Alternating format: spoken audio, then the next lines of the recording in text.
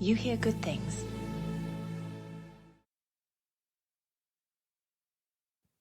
A garage in Pleasant Grove, Utah. Shelves stacked with ordinary life.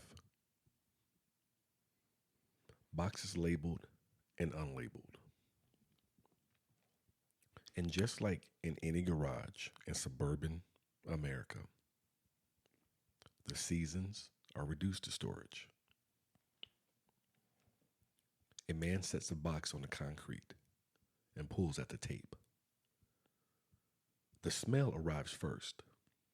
Sharp, chemical, wrong. Under plastic, there is fabric. Under fabric, a shape. He draws back as if the air itself had edges. Inside a suburban garage, a secret had been waiting for 18 years. I'm Sidney Smith, and this is Murderous Podcast. This week's Murderous is Megan Huntsman, Part 1, The Garage of Secrets.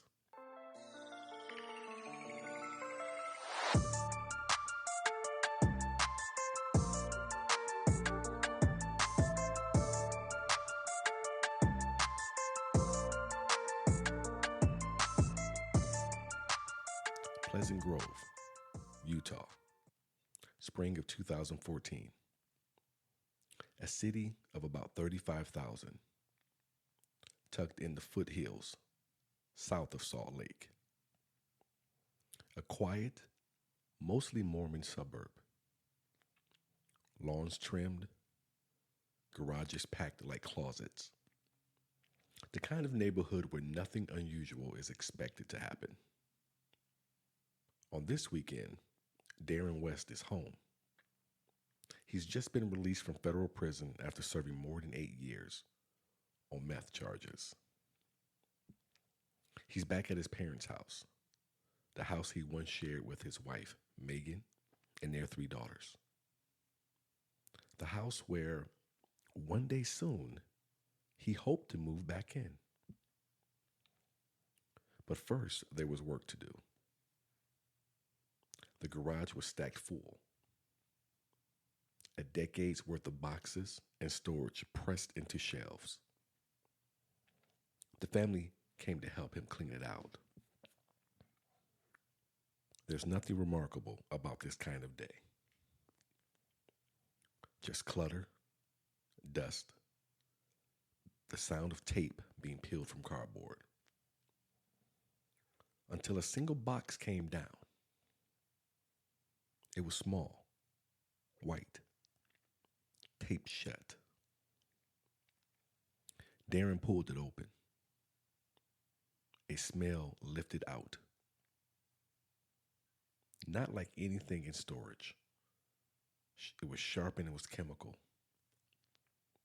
Later reports would describe it as pungent, almost like iodine.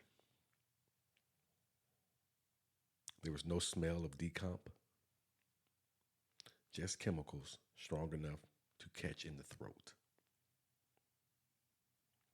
Inside the box, plastic layers, a cloth bundle, a shape that was not supposed to be there. Darren stepped back. The family called the police. Pleasant Grove officers arrived, treating it at first like what the call described, a suspicious package. The affidavit later filed in court notes the odor, the sealed wrapping, the unmistakable outline inside. The officers logged it, secured the scene, and then they kept searching. Within the first hour, a second bundle was located. Then another. Detective Dan Beckstrom, who would later testify in court, described how officers began pulling down boxes one after another, opening them careful, deliberate hands. What they found over and over was the same: newborn remains wrapped in towels or shirts, sealed inside layers of plastic, sometimes taped shut with electrical tape, boxes inside of boxes. Some were hidden deep on shelves, some tucked behind ordinary household storage. Beckstrom would later tell the court that what his officers saw in that garage, they would never unsee. It wasn't just one infant, it was multiple, each found in sequence, each one wrapped and concealed as if the garage itself had been transformed into a private mausoleum. Neighbors noticed the police presence. They looked through curtains or out from porches. At first, it was just confusion. This was a family they thought they knew. A quiet street. No one expected the blue and red lights, the tape being unrolled across a suburban driveway. Inside the garage, the air was still thick with chemical odor. Officers moved through the shelves methodically. What was supposed to be a storage room had become a catalog of death. Each bundle its own entry. By nightfall, the garage wasn't in storage anymore. It was a crime scene.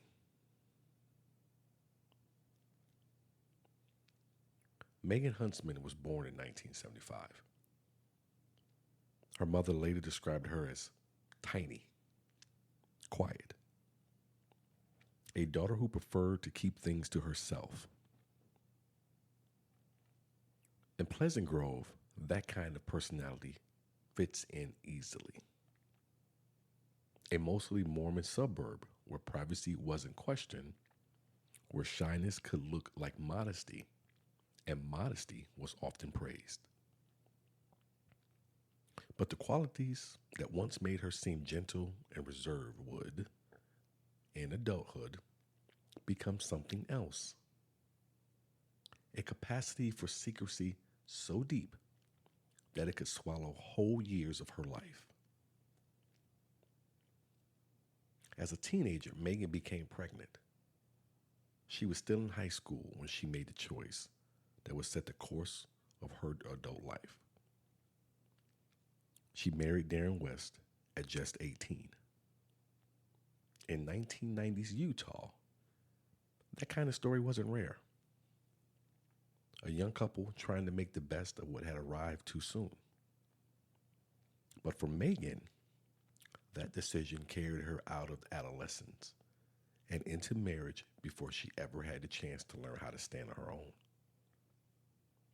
Family members later described her as someone who rarely asked for help, who seemed unable or unwilling to share her struggles. That tendency toward silence, born in childhood, followed her into marriage. The marriage itself grew rocky. There were fights.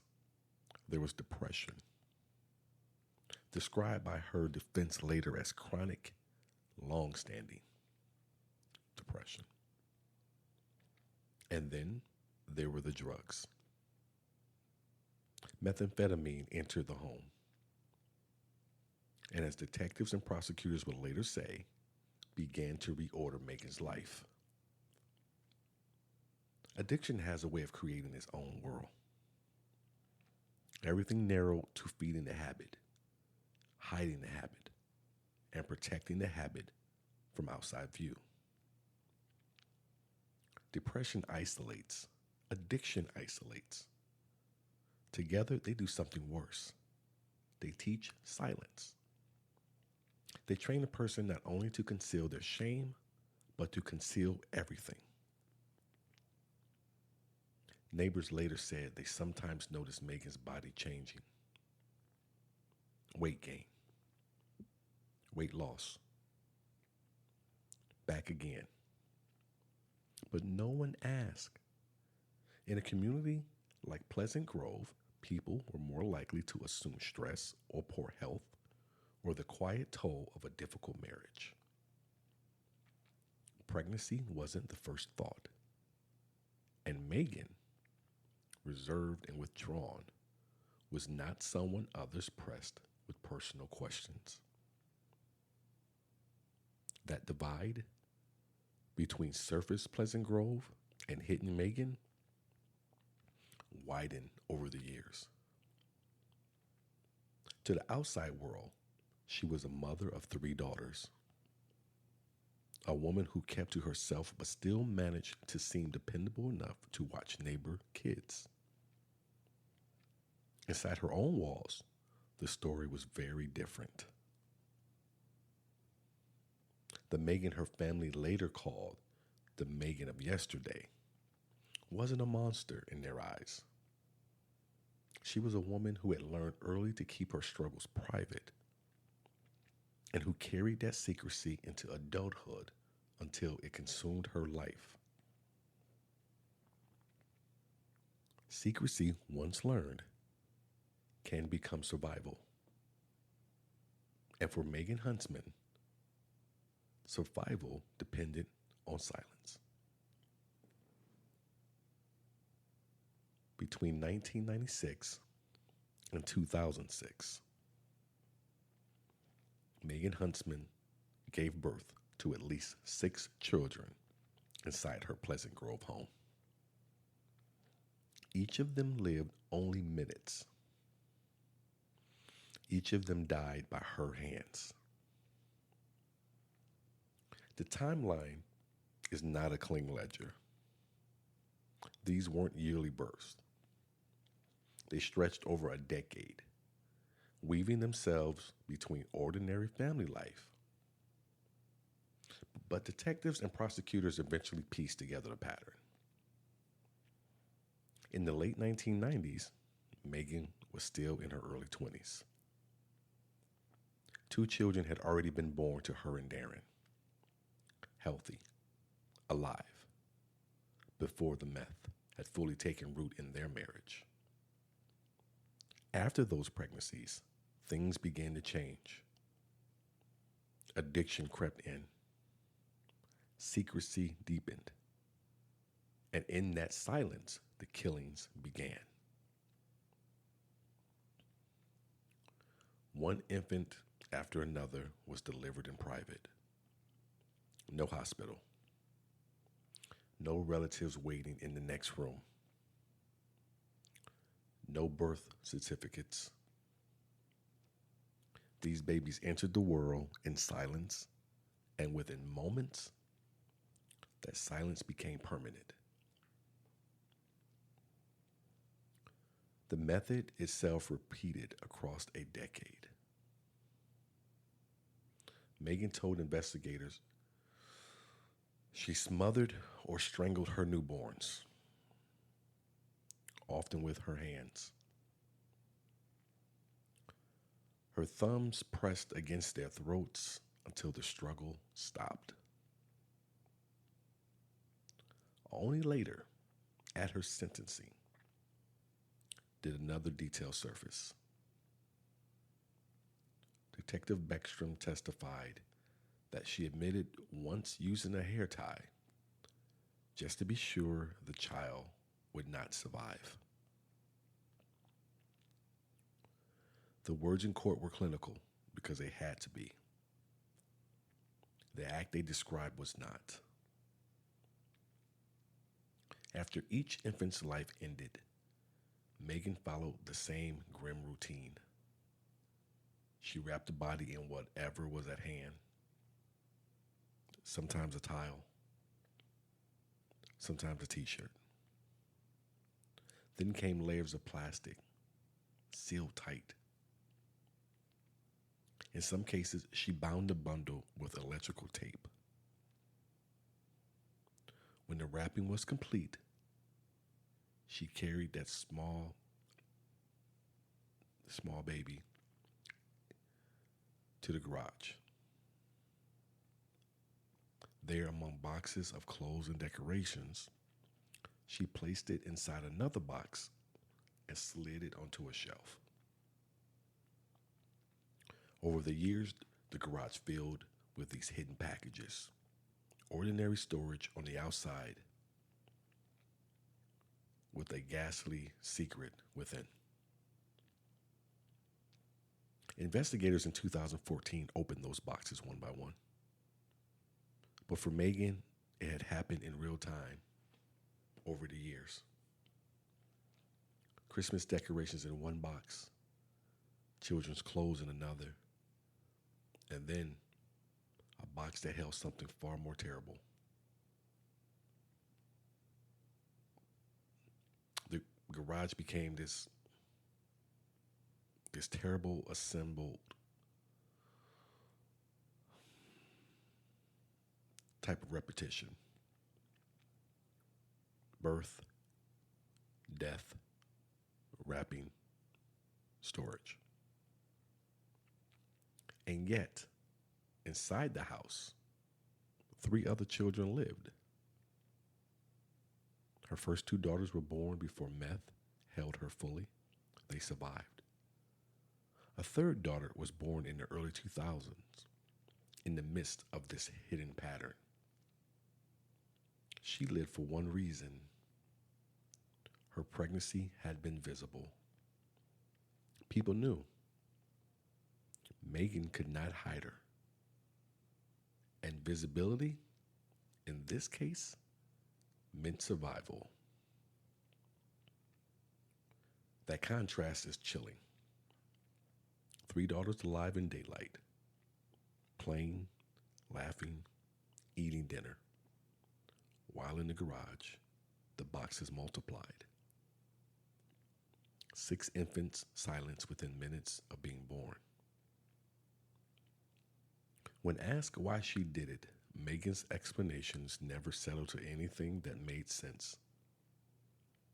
She said she was too messed up on meth, quote unquote, to care for another child. Later, when the drugs loosened their hold, she admitted alcohol had taken their place. In a statement read to the judge, she said, "I cannot give a reasonable answer for what I was capable of. I held my secret for 18 years, quote unquote." Addiction and depression are not reasons. They are conditions. They describe the room, not what happened inside it. They explain the shadows, but not the acts. So we are left with the image of a house. On the surface, looked like any other in Pleasant Grove. A father working in construction before prison. A mother seen in the yard with her children. Holidays marked. Neighbors stopping to chat. And behind the closed garage door, another life entirely. Picture the scene. A newborn who lives for only moments. Hands that should comfort, pressing instead to silence. A box slid into place, indistinguishable from the rest. The garage door hums closed, and life goes on. And then those same hands making dinner hours later. The house was full of children, some laughing in daylight, others silenced, hidden in the dark.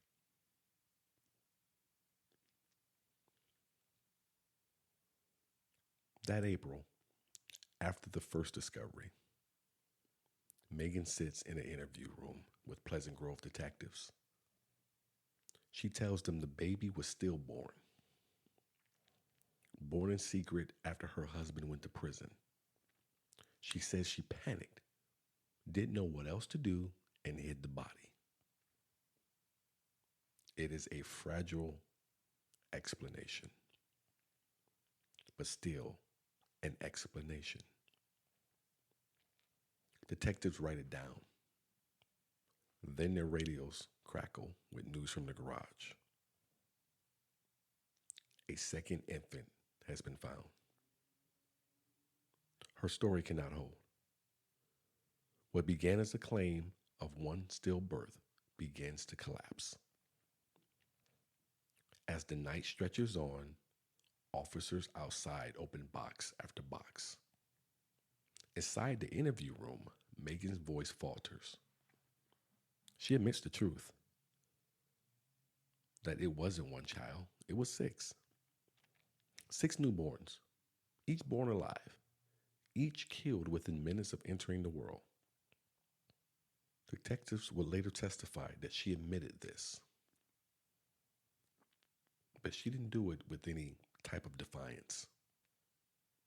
I held my secret. A secret that the boxes in the garage had already begun to tell for her. By morning, Megan was booked into the Utah County Jail on 6 counts of murder. Her bail set at $6 million, $1 million for each charge. A number chosen not just for its severity, but for its symbolism. $1 million for each life lost. The shock rippled outward. Neighbors who once trusted Megan to watch their children, who saw her in the yard or at the park, struggled to reconcile what had been hidden all along. She loved kids. She played with mine. I never suspected anything, one neighbor told reporters. Another recalled noticing her weight shifting over the years, but never imagined pregnancy.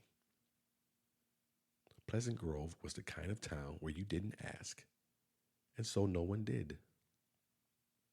Reporters called the case incomprehensible.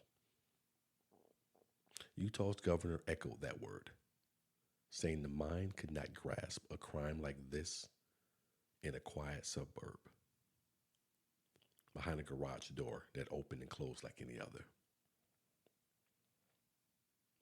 And then there was Darren West, her estranged husband, fresh out of federal prison on drug charges. The man who had pulled down the first box. Investigators said he was stunned, insisting he had never known of any of the pregnancies.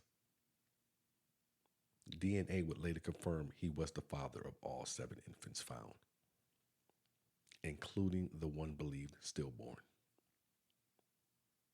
Police made clear Darren West was not a suspect, but the discovery had tied him forever to the crime. Court moved quickly, at least on the surface. A calendar filled with hearings, a community gripped by disbelief. In her early appearances, Megan said almost nothing.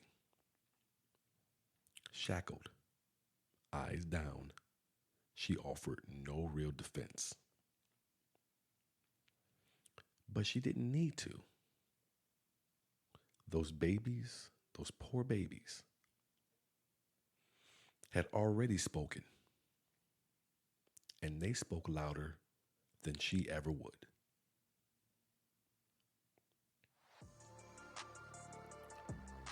You've been listening to a production of Sidney Smith Creative, LLC, and the You Hear Good Things podcast network.